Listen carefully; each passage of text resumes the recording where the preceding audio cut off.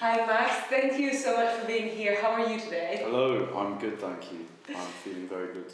Max, tell us a little bit about yourself and your journey as an artist so far. Alright, so for those of you who don't know, my artist name is Max Sarre, S-A-R-R-E. I've always known that I wanted to do music since, like 8 years old, 6 years old, I'm always singing. So it took me until I was 18 to finally be confident enough to release my own song, because before I was just singing in a band, like doing covers and stuff.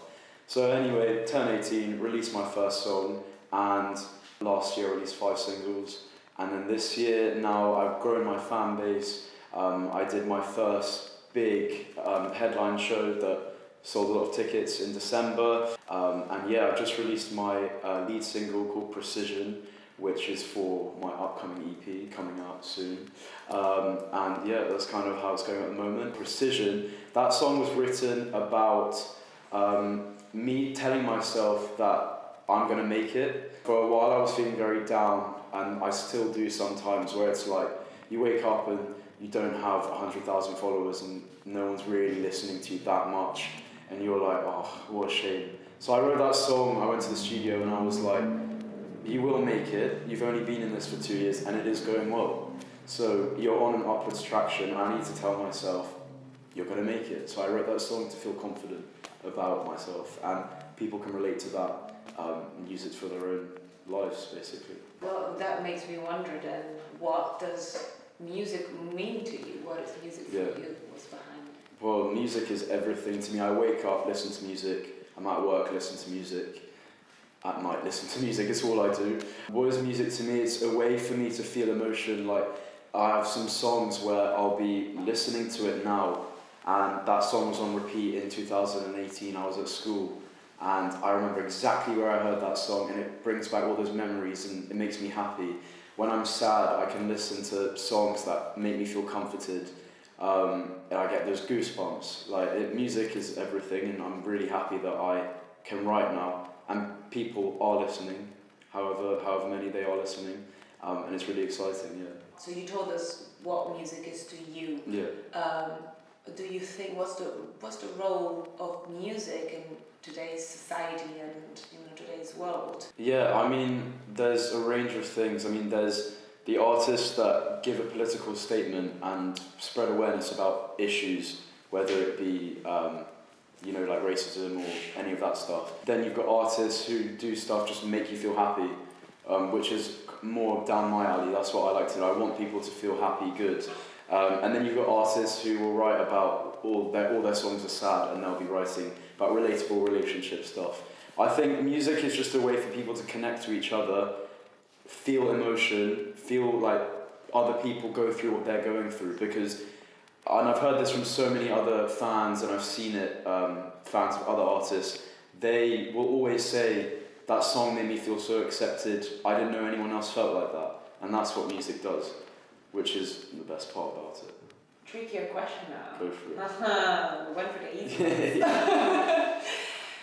Do you feel that there is a trade-off for artists between creative vision, authenticity, and fame, on the other hand?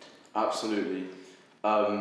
Yeah, absolutely. When I think about like big artists, they all usually have something unique about them, their sound, their look, their aesthetic.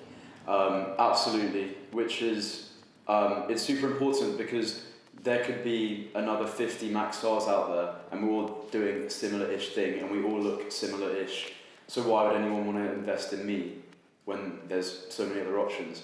So I think having your unique style, which is something I'm working on, I'm absolutely not there yet, but I'm working on it, becoming more me.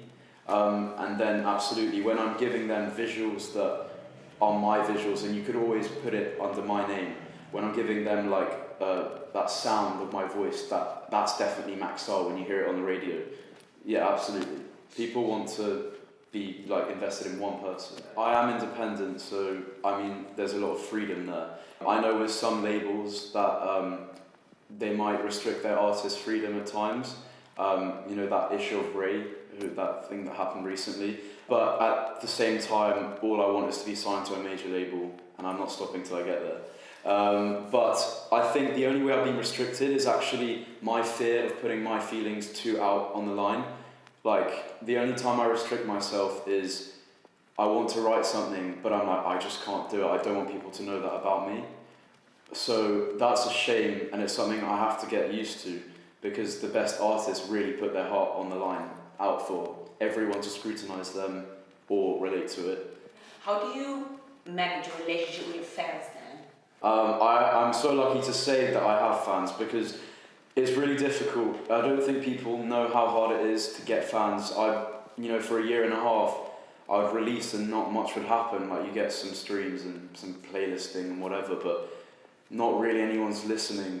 It's really hard to break it, but I've been working since November specifically to really up my game, and I realise it's actually all very doable. And now what I do with my fans, I always text them. When they text me, I'll always reply. I will do giveaways with them. I will give them words of encouragement. When they post stories of me, I'll repost them, because a lot of artists just ignore their fans.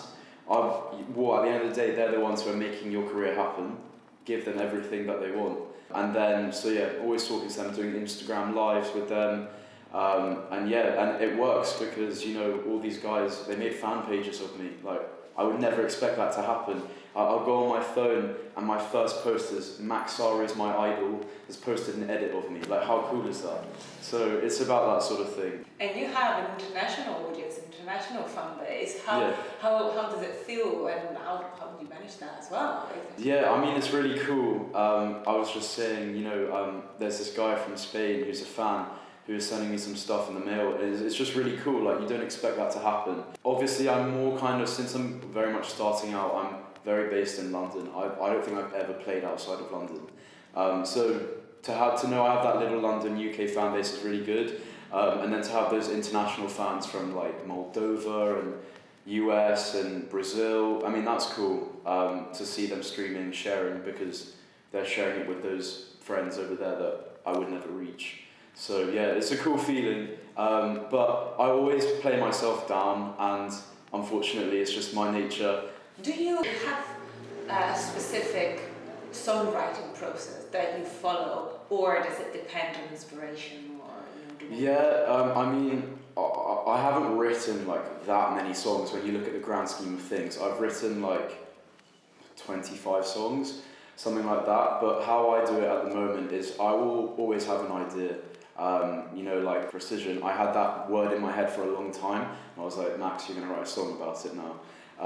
And then I will write some lyrics before I go into the studio, maybe come up with a chorus. One of my singles from last year, called Your Wish You Had Me, I was just in my kitchen at 3 a.m.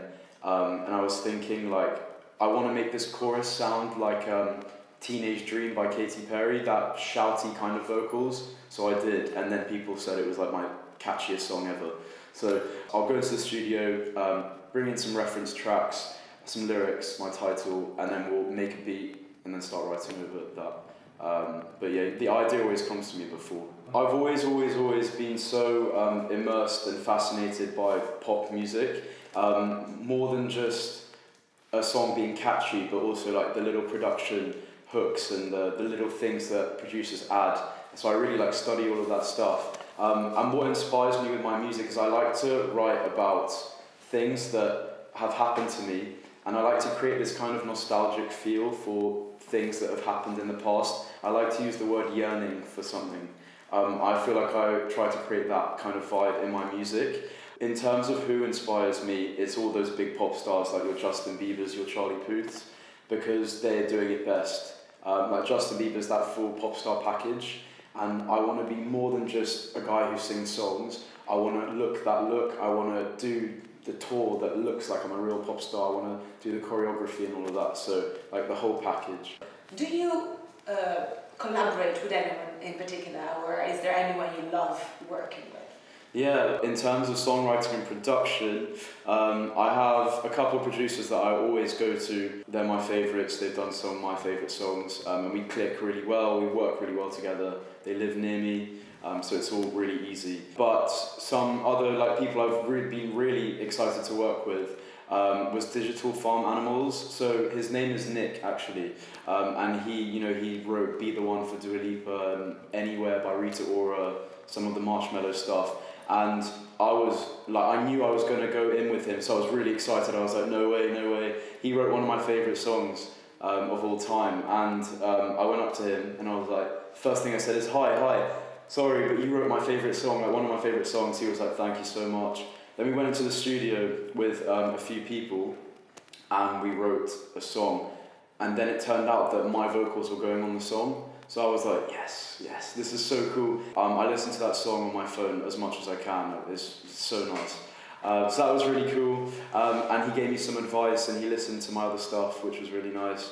Another writer I really loved working with was when I wrote my song Sinking, which was the last song I released before Precision.